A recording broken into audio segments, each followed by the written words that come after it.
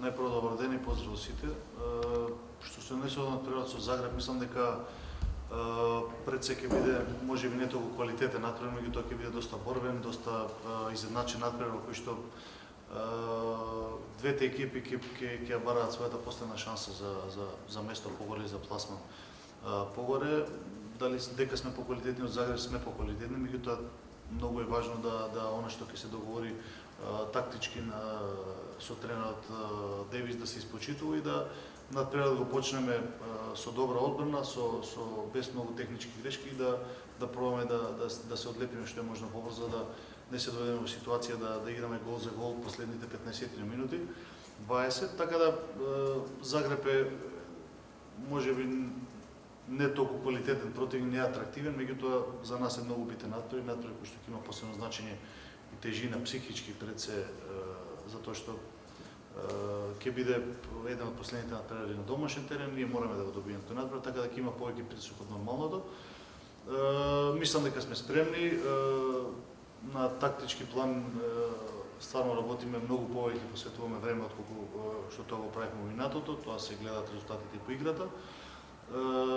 Така да со доаѓањето на Девис клубот се издигна на едно повисоко ниво од тактички аспект и од тренерски нормално. И сето тоа треба да се продолжи овој добар пат кој што Вардар води во моментот со победата во Монпелје. Океј, поразот по Нексе беше поради X причини кои што не се спортски. Така да кога секој се собери одзем, мислам дека Вардар е на добар пат и мислам дека треба да искористиме оваа добра форма и ова добра хемија која што во моментот владее во Вардар, за да направиме успех и да Вардар остане таму каде што е, да секогаш се бори за горните места во Лигата на шампионите. Значи, мене ми е многу драго и јас сум тип на човек и голман кој што секогаш сака да даде шанса на помладите.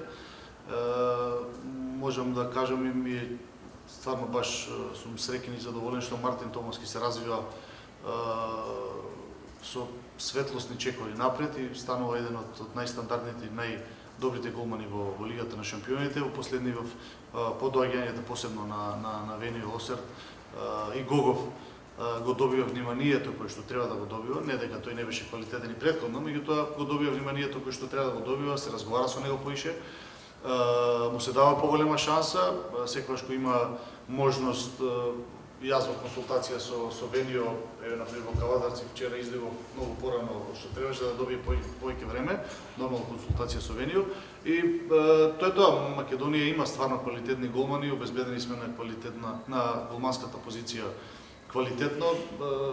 Мене ми е стварно задоволство да настапам секогаш со Мартин и со Гогов и баш ми е кеф што се развиваат и стануваат голмани од светски калибар. Гогов малце поспор, меѓутоа нормално помлад, а Мартин Томовски станува можеби, ајде да не кажеме најдобриот, меѓутоа првите 3 голмани во Лигата на шампионите во сезон.